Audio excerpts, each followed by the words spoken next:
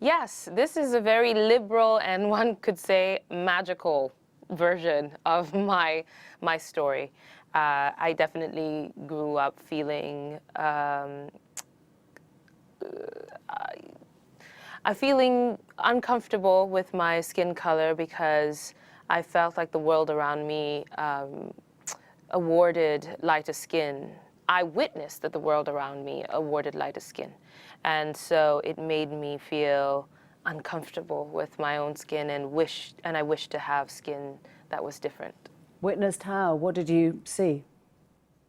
Well, for example, on TV, a lot of our TV was American and British, and so there was always light skin on the TV, and even in local ads, they were populated by lighter-skinned women.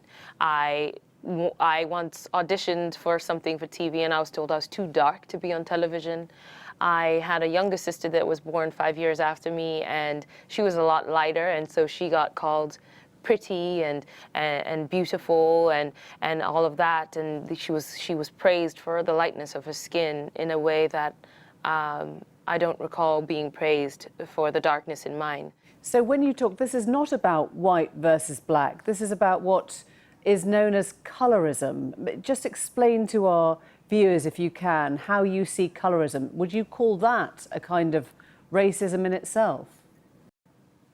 Well, yes, colorism is born of racism. It is the daughter of racism.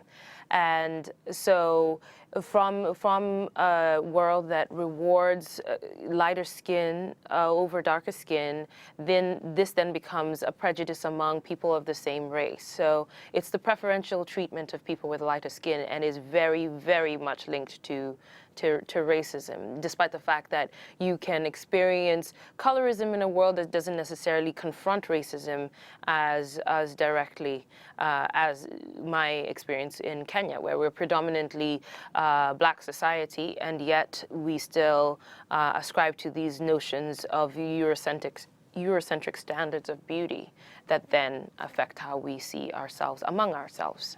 You're working currently with Chimamanda Ngozi Adichie. When she said recently that she became, her words, black in America, she tried to explain that actually growing up in Nigeria, skin colour didn't really have any meaning. How did you understand those words? Well, I don't think, you see, skin color and race are not necessarily mutually, they don't necessarily go hand in hand. So for me, as much as I was experiencing colorism in Kenya, I wasn't aware that I belonged to a race called black, which I know it sounds kind of, is a complex idea because the relationship to my skin was separate from my relationship to my race. Race is a very, very social construct, one that I didn't have to ascribe to on a daily basis growing up. So regardless of the fact that I was very much the victim of colorism. So I think this is the thing about the relationship between race and colorism, is that they're related, but one of them moved farther away from the other, and sometimes we forget how they're related. So I experienced a very similar thing to Chimamanda when I came to the US, because suddenly the term black was being ascribed to me, and it meant certain things that I was not accustomed to, you know. In Kenya, my identity was built more on my gender, my tribe, and my complexion, but that doesn't necessarily automatically equal a racial understanding of oneself. Let me ask you about Justin Trudeau, the Canadian Prime Minister. He was found to have blacked up, we now know, at least 4 times. I'm interested to know what you made of all that.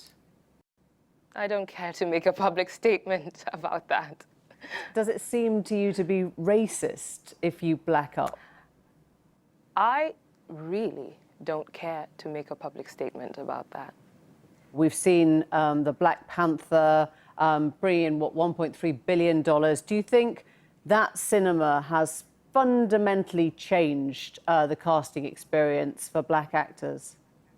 At the end of the day, when you have these kinds of imaginative, wildly magical experiences like Black Panther, what it does is that it changes the psyche of very little children, so that you know, they go into the stores and they might point to the dark-skinned doll of T'Challa or you know, or Killmonger or Nakia, and just that kind of embrace makes a difference, because kids don't understand the politics of colorism. All they understand is what's hot, you know, what's popular and what their friends are playing with. If that doll or that lunchbox ends up being someone that looks like them, I think it changes what then we think of as being acceptable moving forward, you know.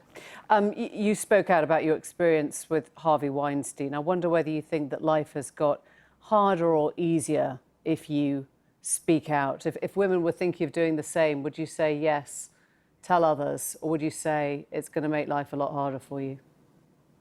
I think it really depends on the woman in the situation, you know.